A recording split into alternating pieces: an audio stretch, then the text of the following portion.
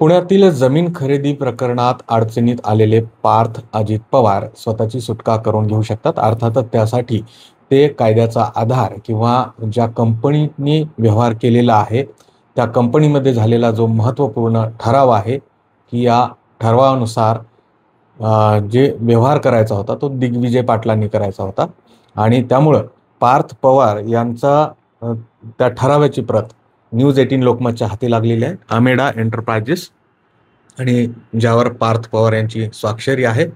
पुढे दिग्विजय पाटलांची स्वाक्षरी आहे. आता या सगळ्या ठरावामध्ये सगळ्यात महत्त्वपूर्ण आहे ती तारीख.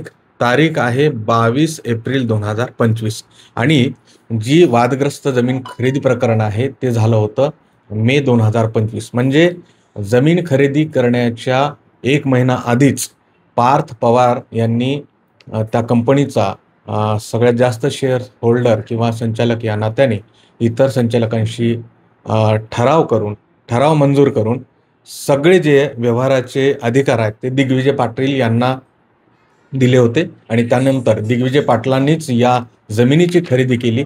जमिनीच्या खरेदीमध्ये जे काही अनियमितता झाली त्याला दिग्विजय पाटील जबाबदार असू शकतात असा स्टँड घेऊन असा दावा करत पार्थ पवार स्वतःची सुटका करून घेऊ शकतात अशी जी प्राथमिक माहिती आहे ते या कागदपत्रावरनं आपल्या लक्षात येते. मात्र कायदेशीर बाजू काय आहे ते जाणून घेऊया. खरंच हा कागद पार्थ पवार यांच्यासाठी पळवाट ठरू शकतो का या संदर्भात जाणून घेऊया. आपल्यासोबत सध्या ज्येष्ठ विधिज्ञ शरद सुर्वे सर आहेत. या सगळ्या वतनाच्या ज्या जमिनी आहेत खरं तर 12पेक्षा अधिक वतनं आहेत का आणि त्या वतनाच्या ज्या व्यवहारामध्ये आहे ते सगळ्यात महत्त्वपूर्ण असतं की ट्रान्सफर कसे करायचे. तीच मूळ अनियमितता झाली का. वतनांच्या जमिनीबद्दल थोडक्यात सांगा. महारवतनाची जमीन असेल तर त्याला कलेक्टरची मंजुरी घ्यावी लागते. कलेक्टरची मंजुरी घेतल्यानंतर त्याचा जो काही नजराणा असेल जे काही चलन असेल खरेदी नुसती करायचं असेल तर ते आकारावरती पैसे भरून ती खरेदी होते. जर त्याचा वापर शेती व्यतिरिक्त चेंज ऑफ नेचर करायचं असेल तर त्याला 50% नजराणा भरावा लागतो. असा ह्या जमिनीचा व्यवहार होतो. पण मग या सगळ्या ही जी जमीन आहे ती वतनाची महारवतनाची आहे आणि ही लेखी शासनाची आहे असं सगळ्यात महत्वाचा जो मुद्दा चर्चेला जातोय की शासनाच्या सातबारा या जमिनीच्या सातबाऱ्यावर जर शासन असेल तर मात्र ते काढून खाजगी बिल्डरांना ही दिल्या गेली आणि ही मोठी अनियमितता झाली का. काय झाली. अनियमितता झालेली आहे. ती काढण्याची कोणतीही प्रोसिजर राबवली की न राबवली याची शहानिशा करणं गरजेचं आहे. सर मागील काही दिवसांपासून हे प्रकरण खूप गाजत आहे. केंद्रस्थानी आहेत उपमुख्यमंत्री अजित पवारांचे पुत्र पार्थ पवार कारण की ते या कंपनीमध्ये भागीदार आहेत. सगळ्यात जास्त शेअर त्यांचे आहेत. परंतु त्यांच्यासाठी या सगळ्या प्रकरणातून बाहेर पडायला काही पळवाट आहे का. जसं तुमच्या हातात हा जो ठरावाची प्रत आहे ही नेमकी काय सांगते आणि ही पळवाट ठरू शकते का. दिग्विजय पाटलाला पार्थ पवार यांनी पॉवर ऑफ अटर्नी दिलेली आहे. पॉवर ऑफ अटर्नी दिली ही सगळं त्यांनी कामकाज जमिनीच्या व्यवहार पूर्ण टायटल क्लिअर करून बघावं याच्यासाठी पॉवर ऑफ अटर्नी दिलेली आहे. त्यामुळे पार्थ पवार यांचा ह्या पॉवर ऑफ अटर्नीशी कोणताही संबंध नसणार आहे कारण त्यांनी कामकाज करण्याची जबाबदारी दिग्विजय पाटलांना दिलेली आहे आणि त्याचे सगळे कंपनीच्या रिझोल्युशन प्रमाणे सगळे ठराव पास केलेले आहेत. त्यामुळे पार्थ पवार यांची कोणतीही जबाबदारी नैतिकतेने नसणार आहे. बरोबर. परंतु एकंदरीत जर बघितलं तर याच्या ज्या डेट आहेत जमिनीची खरेदी 1 मे मध्ये झाली आहे आणि त्या आधीच हे ठराव करून त्याला अधिकार दिले गेले. तर मग काय कायद्याची खरेदी झाली त्याच्या आधी त्यांनी रिझोल्युशन पास करून दिलेलं आहे ना. त्याच्या आधी पॉवर ऑफ अटर्नी दिलेली आहे.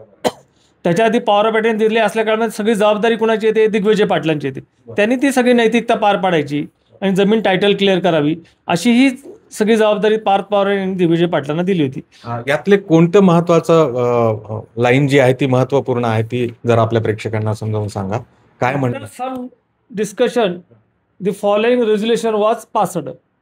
जे लेटर पॅडवरती 5 नंबरचा जो पॅरा आहे तिथपासून खालपर्यंत त्यांची सही आहे तिथपर्यंत हे सगळे रेझोल्युशन पास केलेले आहे. त्याच्यामध्ये सगळ्या गोष्टी हितंभूत लिहिल्या गेलेल्या आहेत. बरोबर.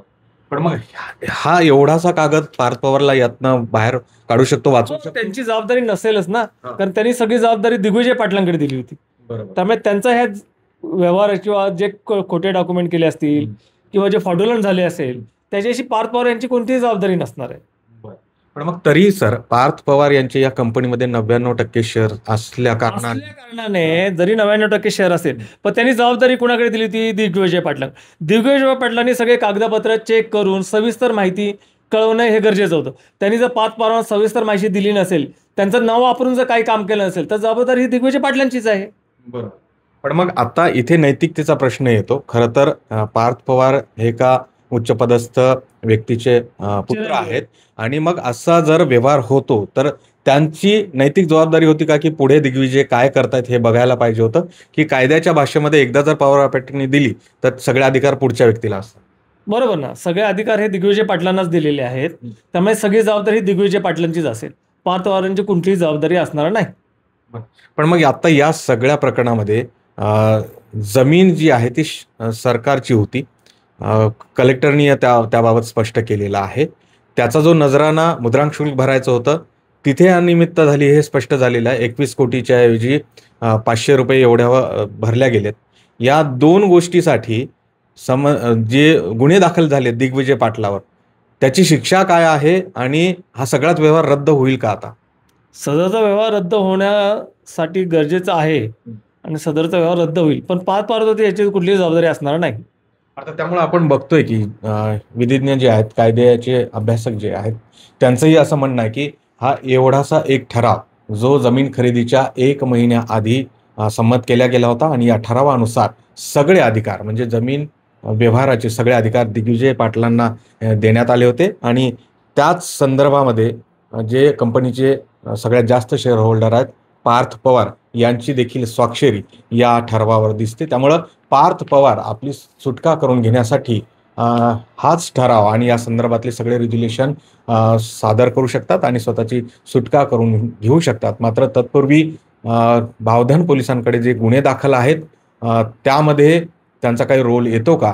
त्यांनी जे प्रावधान ठेवलेलं आहे कलम 34 त्यामध्ये आरोप म्हणून त्यांच्यावर काही केले जातात का किंवा त्यांच्यावर पुढच्या काळात गुन्हे दाखल होतं का याकडे सगळ्यांचं लक्ष लागलंय. तुर्तास न्यूज 18 लोकमतच्या हाती जो हा ठराव लागलाय याच ठरावाची प्रत किंवा याच संदर्भातले सगळे नियम आणि एकंदरीत जे रेग्युलेशन आहेत ते माध्यमांसमोर आणून किंवा न्यायालयासमोर आणून पोलिसांसमोर आणून पार्थ पवार स्वतःची सुटका करून घेतील का याकडे सगळ्यांचं लक्ष लागलंय. सुरेश पाटील सर, गोविंद वाकडे, न्यूज 18 लोकमत, पिंपरी चिंचवड.